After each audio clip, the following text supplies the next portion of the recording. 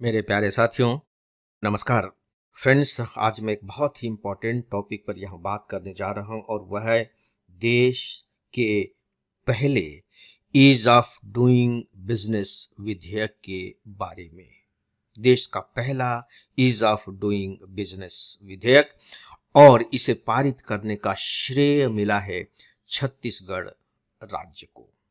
दोस्तों, सबसे पहले मैं इस विधेयक के बारे में आपके सामने कुछ तथ्य रखने जा रहा हूं और इसके बाद फिर हम इससे जुड़ी हुई जो दूसरी बातें होंगी, जो आपको एक समीक्षात्मक दृष्टि प्रदान करेंगी, उस पर बातें करेंगे। दोस्तों, Chhattisgarh ease of doing business विधेयक वहां की विधानसभा ने पारित कर दिया है। स्वाभाविक है कि राज्यपाल जी के हस्ताक्षर हो जाएंगे और यह कानून बन जाएगा। सबसे बड़ी बात यह है कि हमारे देश का पहला ईज ऑफ डूइंग बिजनेस विधेयक है, और यहाँ ध्यान रखिएगा कि ऐसा विधेयक नहीं है जिसे किसी पहले राज्य ने पारित किया हो, बल्कि यह देश का ही पहला ईज ऑफ डूइंग बिजनेस विधेयक है। यानी कि भारत सरकार ने भी इस तरह का कोई विधेयक अभी तक पारित नहीं किया है। इसीलिए यह टॉपिक बहुत इंपॉर्टेंट हो जाता है। यह टॉपिक इंपॉर्टेंट इसलिए भी हो जाता है क्योंकि आपको मालूम है कि हम जब अपने अर्थव्यवस्था की बात करते हैं, आर्थिक विकास की बात करते हैं, रोजगार की बात करते हैं, विदेशी निवेश की बात करते हैं, तो हमेशा उसके केंद्र में यह होता है कि कैसे हम अपने यहाँ जो रोजगार और व्यापार करने की वर्तमान स्थितियां हैं, उन्हें ज़्यादा से ज़्यादा आसान बना सकें।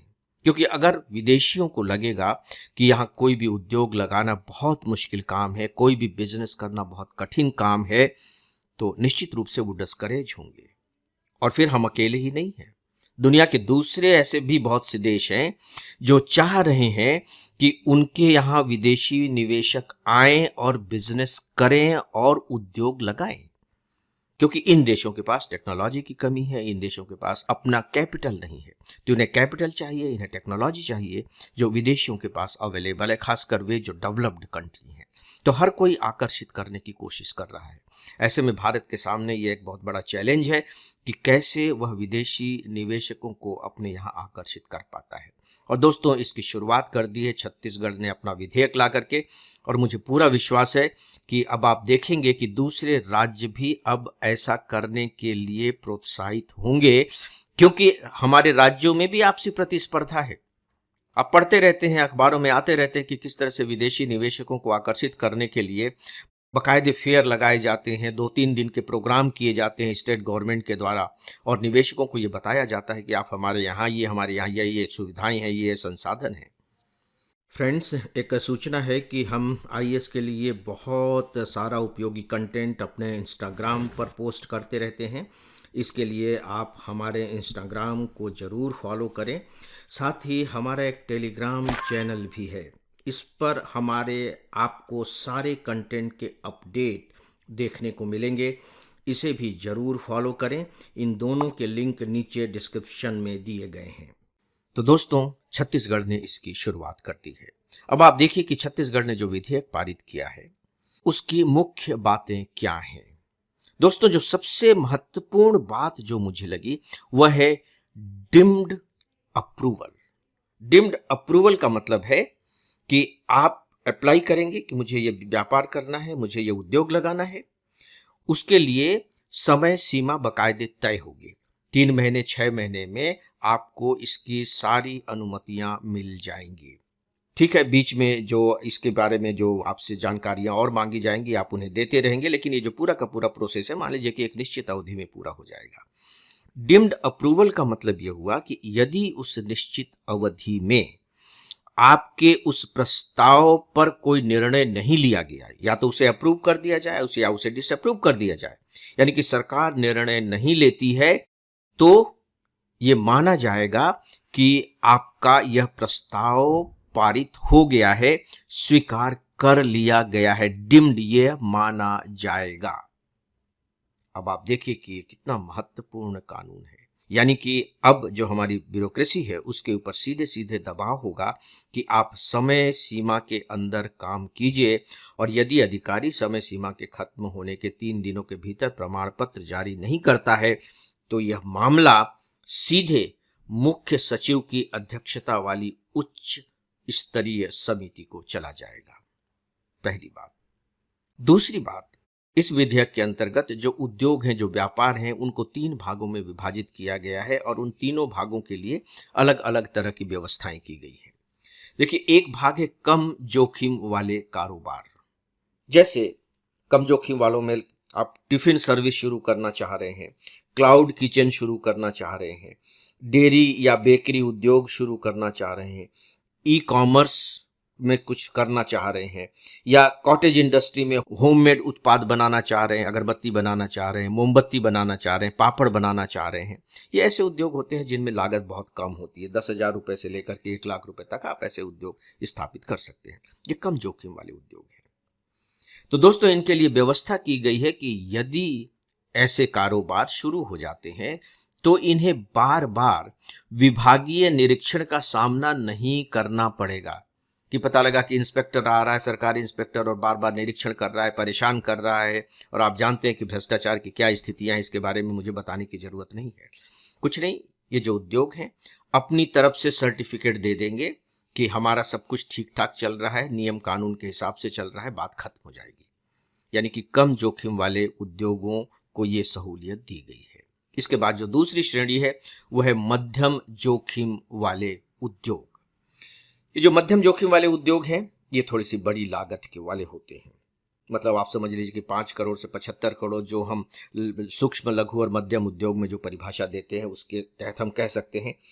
दोस्तों, इसके कुछ उद्योग हैं, जैसे खाद्य प्रसंस्करण उद्योग है, कोल्ड स्टोरेज को भी इसमें लिया जा सकता है, परिधान निर्माण, मशीन पार्ट्स वगैरह आप बनाते हैं, फर्नीचर बना रहे हैं, प्लास्टिक और या पैकेजिंग का काम कर रहे हैं, ये सब उद्योग मध्यम श्रेणी के उद्योगों में आते हैं। इसके लिए थोड़ी सी ये बात कही गई है कि बाकायदे उसके लिए अधिकृत इंजीनियर होंगे, आर्किटेक्ट होंगे या अन्य प्रोफेशनल्स होंगे जिन्हें सर्टिफिकेट दिया जाएगा कि भाई आप ऐसा कर सकते हैं। और फिर ये जो प्रोफेशनल हैं ये आपका निरीक्षण करेंगे और प्रमाण पत्र आपको दे देंगे। इसे आप यूं मान लीजिए कि जैसे हमारे यहाँ सीए काम करते हैं, चार्टर्ड अकाउंटेंट प्रोफेशनल्स होते हैं, और बाकायदे वो सर्टिफिकेट दे देते हैं और सरकार उन सर्टिफिकेट्स को मान्यता भी देती है। दोस्तों, जो तीसरी और आखिरी श्रेणी है वो उच्च जोखिम वाले उद्योगों के लिए है। उच्च जोखिम वाले उद्योग जैसे मेडिसिन का है, विदेशी मुद्रा व्यापार है, तेल और गैस खनन अगर आप कर रहे हैं, भारी इंजीनियरिंग सामान है, परमाणु ऊर्जा है, रक्षा उद्योग है, ये सब उच्च जोखिम वाले उद्योगों के अंतर्गत आते हैं। हाँ, इनमें ये जरूर व्यवस्था की गई है कि इसके लिए तकनीकी परीक्षण होगा और भौतिक निरीक्षण की भी व्यवस्था होगी, और यह काम सरकारी अधिकारी और कर्मचारी करेंगे क्योंकि इनमें जोखिम अधिक होती है। तो दोस्तों, ये निरीक्षण की व्यवस्था की गई है।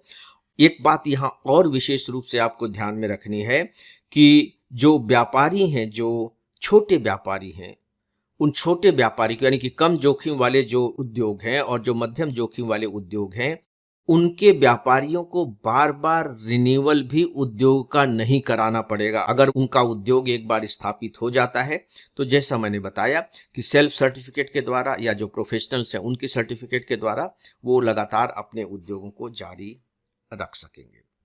दोस्तों, ये कुछ जो बहुत ही महत्वपूर्ण बातें थी वे मैंने आपके सामने रखी हैं।